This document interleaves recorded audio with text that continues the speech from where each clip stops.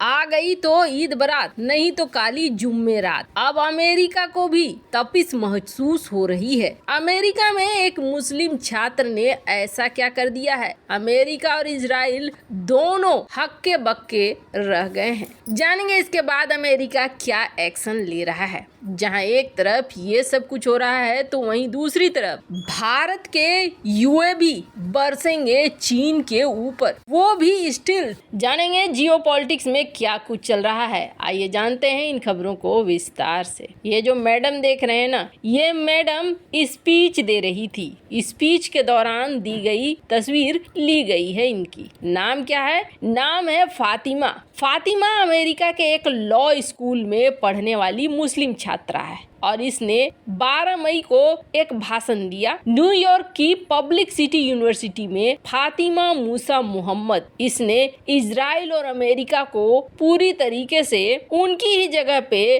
कातिल बताना शुरू कर दिया। इतना ही नहीं, फातिमा ने अमेरिकी कानून को गोरों का गुलाम बताने के साथ ही साथ अमेरिकी पुलिस को भी अनगिनत लोगों का हत्यारा करार दिया। अपने भाषण में ये जो भी कट्टरपंथी की तरह बोलना था, ये बोलती चली गई। यमन मूल की है फातिमा और यमन मूल की ये फातिमा सब कुछ बोल रही थी 12 मई को पब्लिक सिटी यूनिवर्सिटी में ग्रेजुएशन सेरेमनी के दौरान। न्यूयॉर्क लॉ स्कूल के तहत ये आती है यूनिवर्सिटी, जिसमें कुछ स्टूडेंट को स्पीच के लिए सिलेक्ट किया गया, जिसमें फातिमा मूसा भी थी। फातिमा पहले से भी कुछ ऐसे ग्रुप से जुड़ी रही है जो इजराइल और अमेरिकी श्वेत लोगों का विरोध करते हैं। बहरहाल फातिमा ने स्पीच में कहा कि अमेरिका के लीगल सिस्टम को बदलने के लिए एक क्रांति की सख्त जरूरत है। इस वक्त जो लीगल सिस्टम है ये सिर्फ गोरों के लिए है। इजराइल के अलावा अमेरिकी पुलिस और फौज अनगिनत लोगों का कत्ल करती है और टाइम्स ऑफ इजराइल के मुताबिक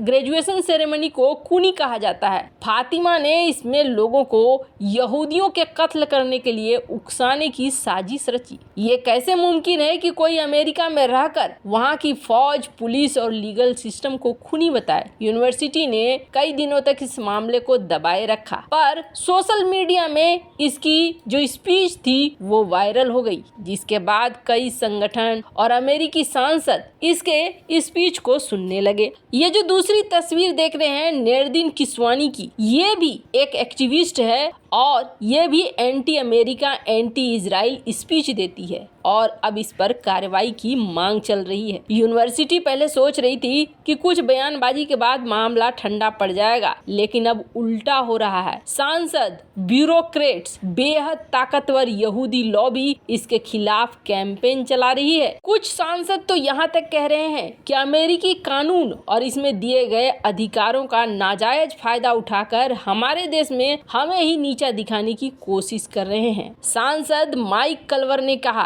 कि ये किसी स्टूडेंट की स्पीच थी या किसी कट्टरपंथी नेता के। वक्त आ गया है कि इस तरह के लोगों से सख्ती से निपटा जाए। सबसे पहले तो इस यूनिवर्सिटी को मिलने वाली सरकारी फंडिंग बंद करनी होगी। ये लोग अमेरिकी टैक्स पेयर्स के पैसे लेते हैं और उनकी ही जान लेने के लिए साजिश रचते हैं। ऐसे तमाम कॉलेज और यूनिवर्सिटी अब बंद कर दिए जाने चाहिए। रिपब्लिकन सांसद जोश गोथीमेयर ने कहा कि सरकार सिर्फ इतना बताए कि ये हेट स्पीच नहीं है तो और क्या है। इस तरह के लोगों की सोसाइटी में कोई जगह नहीं है। न्यूयॉर्क सिटी के मेयर एरिक एडम्स ने कहा ये हरकतें सहन नहीं की जा सकती है। 1986 में भी इसी तरीके की हरकत हुई थी। आखिर ये घटना हुई है अमेरिका में, फिर हम लोग इसकी बातें क्यों कर रहे हैं? इसकी बातें इसलिए कर रहे हैं क्योंकि भारत में भी इस तरीके के संगठन हैं जो बहुत ही गंदे तरीके से कट्टरपंथ को बढ़ावा देते हैं। जब अमेरिका की अपनी बारी आई तो देखो आप अमेरिका किस तरीके से कह रहा है, और यही चीज जब हमारे देश में होती है तो इसे कहा जाता है भाषा की अभिव्यक्ति। भारत दमन कर रहा है। इस मुस्लिम छात्रा के भाषण पर बवाल उठा है।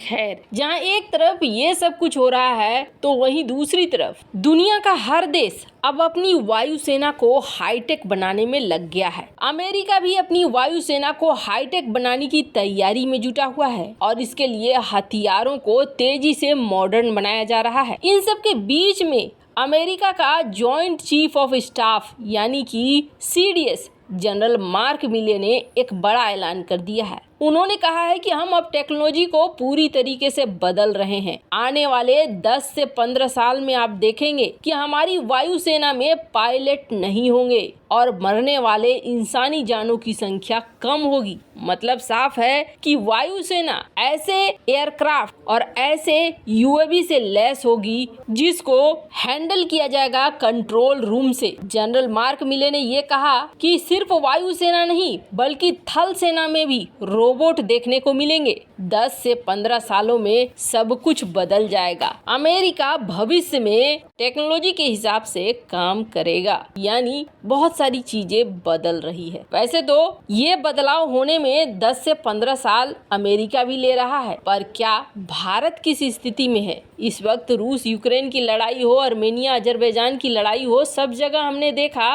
कि चीजें बहुत जल्दी से बदल रही है और यूएवी सबसे बड़ी प्राथमिकता बन गई है। ड्रोन अटैक सबसे बड़ा लक्ष्य बन गया है। हम देख रहे हैं कि किस तरीके से यूक्रेन के ऊपर रूस ड्रोन अटैक करता है और रूस के ऊपर यूक्रेन करता है, और इस क्रम में बहुत तेजी से जंग प्रभावित भी होता है। इन सब के बीच में बात करें तो ईरान ने भी अलग अलग किस्म के कई सारे ड्रोन दिखाए।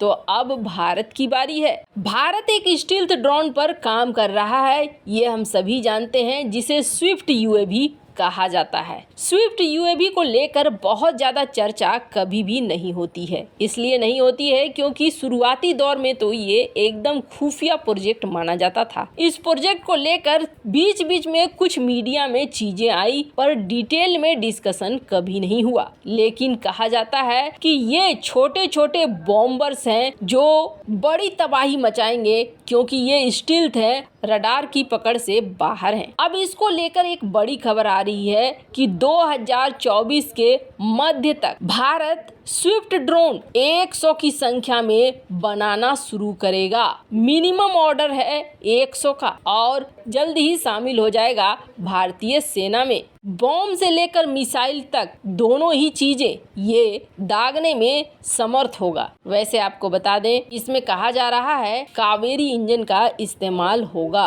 और इसके कई परीक्षण हो चुके हैं। स्विफ्ट जो ऑटोनमस मोड में भी चल सकता है, यानी एक बार टारगेट सेट कर दो और बाद बाकी शांति से बैठ जाओ, वो भारत के दुश्मनों के लिए एक बहुत बड़ा खतरा होगा। और सबसे अच्छी बात है कि ये भारत का अपना ड्रोन है, यानी भारत इसे अपने देश के अंदर बड़ी संख्या में लंबे युद्ध के लिए भी बना सकता है। वैसे इन सब मामले में आपकी क्या राय है? कमेंट कर जरूर बताएं। जल्द मिलते हैं अगले वीडियो में नई खबर के साथ।